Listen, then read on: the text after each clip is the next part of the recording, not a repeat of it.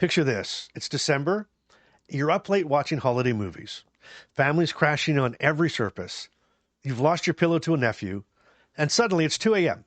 And you can't remember if when you took your last meds or if you even took your socks off.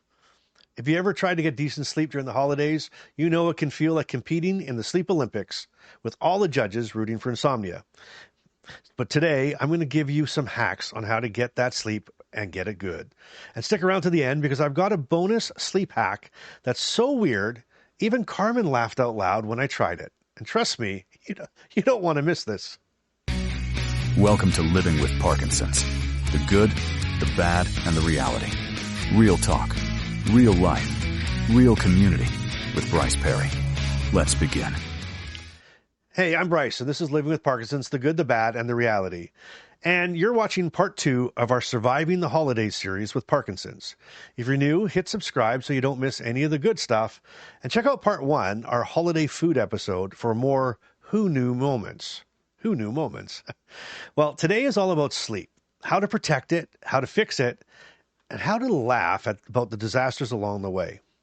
And if you learn a trick or two here, or if you've survived a night in the haunted guest room, drop your best sleep holiday horror story or tip in the comments and hit like to help this reach the next Parky who needs it.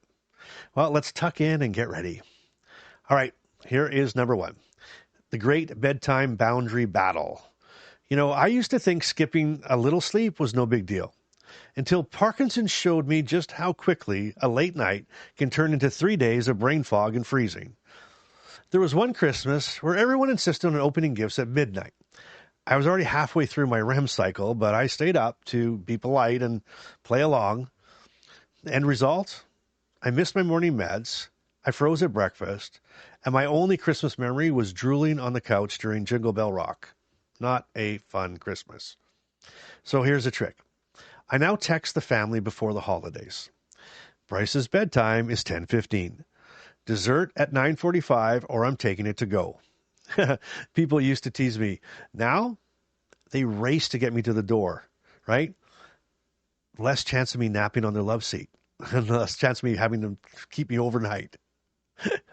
Anyway, ever had to lay down the law on sleep at a family event? Tell us how it went in the comments. But you need to do that. You just have to lay the law down and you have to stick to your bedtime no matter what. But it's easier if you tell people first. It just saves that trying to explain yourself when you're tired. Because that doesn't work out that well. Okay, number 2, the pre-sleep brain dump is what I call this. Have you ever tried to fall asleep while your mind's running down the holiday worry checklist? You know that one, right? I have lost hours of shut-eye to thoughts like, did I pack enough pills? Did I leave my heating pad in the last hotel? Did I bring Carmen's gift? Did I buy Carmen a gift? Anyway, so now every night I do a brain dump. Okay, I jot down every worry, every to-do, and every what-if on a scrap piece of paper, no matter how stupid or dumb it may even sound. Now, if it's in my head, it goes on the list. Strangely, as soon as it's out of my brain, I can sleep again. Okay, it's amazing. All this stuff that's running through your head, you could lie there for hours and hours and hours and hours and hours and hours and not sleep, and it just keeps rolling around in your head. Get it out, and it stops. So here's the trick. No fancy journals needed. You can do it on a hotel notepad, a napkin, the back of a receipt, whatever you have, just write on it. Perfection isn't required, right?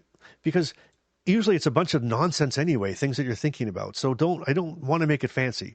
Write it down, get it out of your head, and you watch. You go back, and it's like, It's like your brain says, okay, they got this. They're going to remember this now. And it lets go so you can go to sleep. It's crazy. Try it. It works. It really does. But if you've got a weird sleep ritual that works, share it below because I collect them like Christmas cards. I just love hearing everybody's rituals and things they do to help sleep because we know how hard it is to sleep.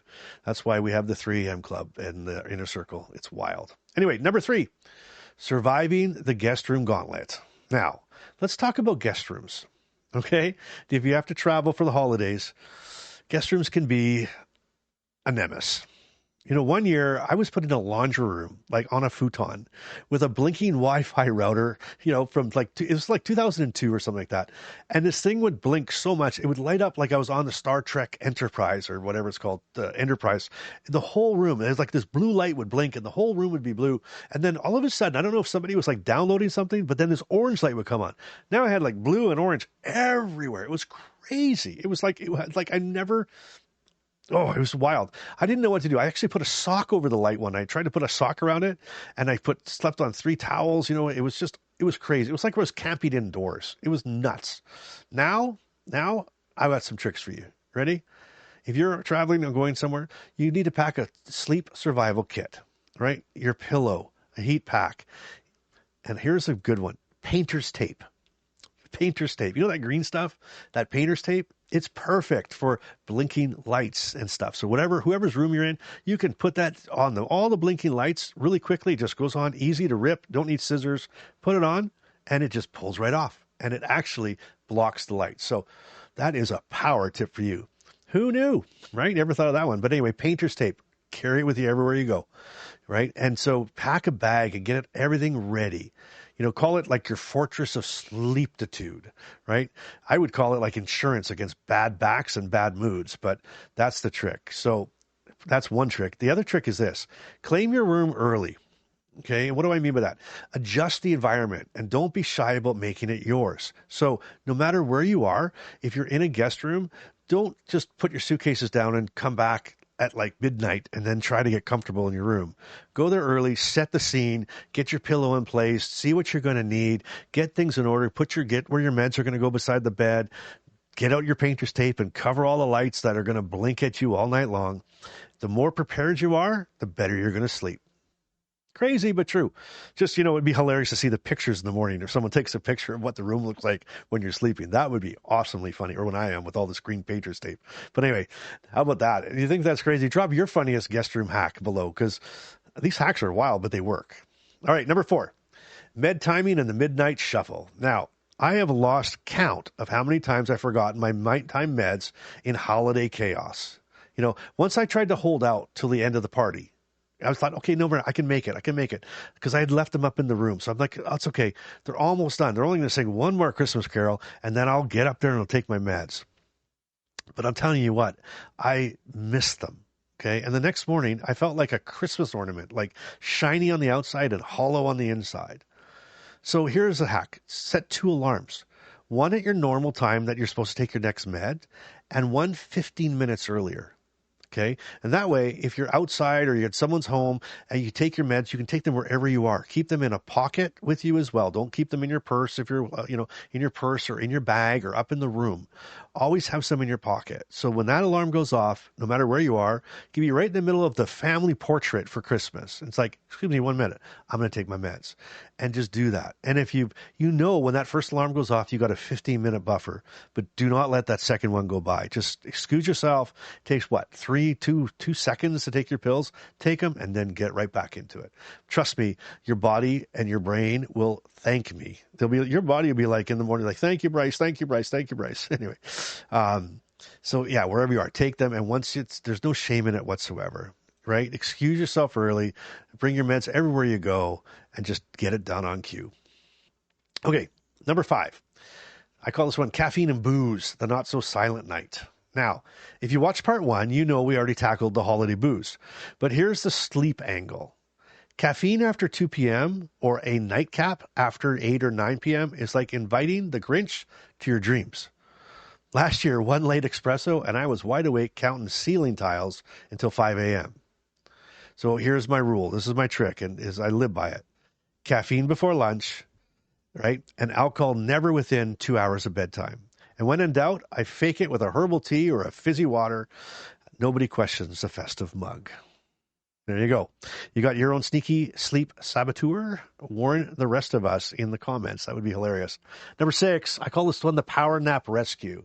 Now, after a big meal or travel, I used to crash for like 2 hours and I'd wake up so stiff that I could barely find my slippers. Now, you can nap with a plan. Okay, 20 to 30 minutes maximum, and always before 3 p.m. Okay. Keep an eye out, keep your mask, a timer, time it, put your alarm on and find a spot, stack it out. Like if you're traveling, you're on holidays or you're at your family's place, find that comfy chair in the corner or up in the spare bedroom, find a place where you can disappear for 30 minutes, throw your mask on, put some tunes on in your ear and give yourself a 30-minute power nap. And here's the trick. You nap early, nap short, nap proud. And if you get grief for napping, just say, I'm carb loading for the family photo. No worries. So what's your favorite nap spot? Anybody sleep naps in funny places during the holidays? Just trying to get away from people? I will not tell you mine. Just teasing. But anyway, here is a bonus. This is a bonus sleep hack, okay? And this is the weird one that I promised you at the very beginning. Now, a fellow Parky told me to put a chilled spoon under my pillow if I couldn't sleep. And I thought they were joking until I tried it. Did it work? Let's just say I slept like a rock and I woke up with one cold ear. Try it if you're desperate and tell me in the comments if it works. And if you have a weirder one, I want to hear it as well. Now, how about this? Are you on the holidays, over the holidays? Are you solo? Are you celebrating alone? Much respect to you for that. But here's how you can make solo sleep work. Prep your kit by the door, okay? Pillows, meds, water, your comfort items. Set alarms for everything. And text a friend good night, even if it's just a gif of some snoring puppy, right? You can always have that person to just say good night, and they hear you, they see you, and they can good night you back, okay? And if you need some accountability, the Inner Circle chat is open 24/7. So you can drop in, you can say hi, you can join the 3 a.m. club and say hi, and see who else is up and wants to keep you company. But the Inner Circle link is in the description below. And with that, it's time for my wife's Carmen's Care Partner Corner. And here's what Carmen wrote for me to say to you today. I used to be the fun police, always telling Bryce it was bedtime. I see it as protecting tomorrow, not ruining tonight. So if I notice Bryce fading, I'll nudge him or I'll say, are you ready for our secret mission? During travel, I always pack snacks, a favorite pillow, and earplugs. And if the guest bed is a disaster, we improvise together. If you have to pull the mattress out and put it on the floor, you do it. Care partners, you're not the bad guy. You're the bodyguard for good sleep, and your partner will thank you. Maybe not right away, but definitely tomorrow. Awesome. Thank you, Carmen. All right, there, care partners, what's your best hack for sleep? And for you and your partner? Let us know in the comments. That'd be awesome. So, holiday sleep with Parkinsons. It's not about getting it perfect, but about having a plan so you actually remember the fun, right? You want more tips, community hacks, and real support? Again, Inner Circle. We're sharing our best sleep setups this month, and boot camp registration is open for the new year. So make sure you check that out as well. And drop your craziest sleep disaster, your weirdest tip, or your favorite hack in the comments. Hit like, subscribe, and share this with one person who you know always falls asleep first. Okay, and with that, here is your Bryceism of the episode. Holiday sleep with Parkinsons? It's like rewrapping the same gift. Sometimes you nail it. Sometimes you just end up with a mess of tape and a very cranky morning. There you go. You keep laughing, you keep learning, you keep doing life today, and I'll see you in part 3. Parkinson's may be part of your life, but it doesn't get to define it. Thanks for listening to Living with Parkinsons, the good, the bad, and the reality. If this episode moved you, helped you, or reminded you you're not alone, share it with someone who needs to hear it. Want to go deeper? The Inner Circle is waiting. Monthly Zoom calls, 24/7 community, and a direct line to Bryce. You'll find the link in the show notes. Until next time, keep showing up and keep doing life today.